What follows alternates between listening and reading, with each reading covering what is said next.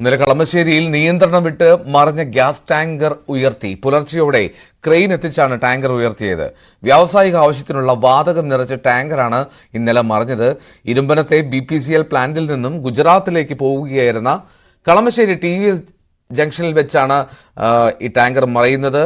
Driver cabin എത്തിച്ച ശേഷം tanker ഇരുമ്പനത്തേക്ക് തിരികെ കൊണ്ടുപോയി. Dani Paul report.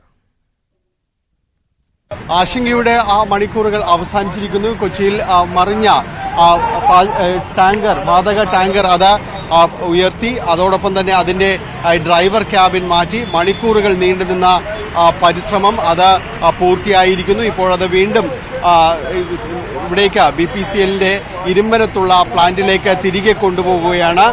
അതോടൊപ്പം ഇതിനൊപ്പം തന്നെയും മറ്റേതെങ്കിലും രീതിയിൽ അവിടെ നിന്ന് ഇന്ധനം നീക്കേണ്ടി വരികയാണെങ്കിൽ അതിനുവേണ്ടി സജ്ജമാക്കിയ ഡമ്മി ടാങ്കർ കൂടി ഉണ്ടായിരുന്നു. ഇതെല്ലാം ഇവിടെ നിന്ന് പൂർണ്ണമായും ഇവിടെ നിന്ന് മാറ്റുന്നു.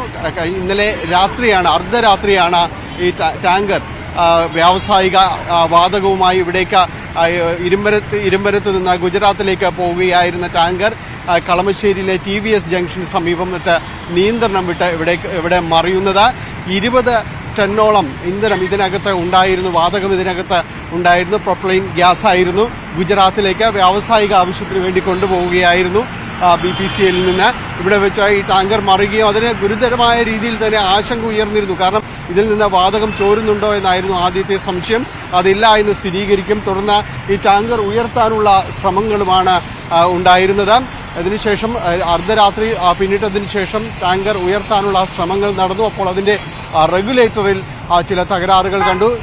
ഇതിൽ ചോർച്ചയുണ്ട് എന്ന രീതിയിലേക്ക് വന്നു. പിന്നീട് പരിശോധനകൾക്ക് ശേഷം അത് നിയന്ത്രിതമായ രീതിയിലാണെന്നും ആശങ്കപ്പെടേണ്ടതില്ല എന്നും BPCL അറിയിച്ചു.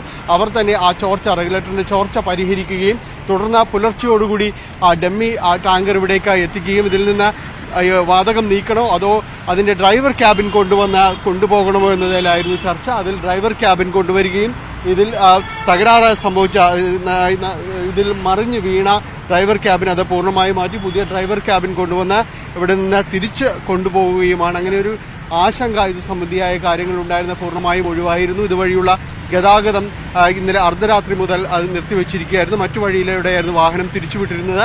ഇനിയിപ്പോൾ ഗതാഗതത്തിന് തുറന്നു കൊടുക്കുകയും ചെയ്യും. എന്താണ് സംഭവിച്ചത് എന്നത് സംബന്ധിച്ച് വിശദമായ രീതിയിൽ തന്നെ BPCL അന്വേഷണം നടത്തുമെന്നും അറിയിച്ചിട്ടുണ്ട്. എന്തായാലും ഒരു ആശങ്ക, വലിയ രീതിയിലൊരു ആശങ്കയുണ്ടായിരുന്നു. അത് പൂർണ്ണമായി മണിക്കൂറുകൾ നീണ്ടുനിന്ന പരിശ്രമം പോലീസിന്റെയും അഗ്നിരക്ഷാസേനയുടെയും എല്ലാം പരിശ്രമത്തിന്റെ ഭാഗമായിട്ട് അത് ഒഴിവായിരിക്കുന്നു എന്നതാണ്. കളമശ്ശേരിയിൽ ക്യാമറമാൻ മനോജിനൊപ്പം ഡാനി പോൾ, News 18. ഇന്നലെ മറിഞ്ഞ ടാങ്കർ ഉയർത്തി ഡാനി പോളാണ് വിവരങ്ങൾ നൽകിയത് കളമശ്ശേരിയിൽ നിന്ന്.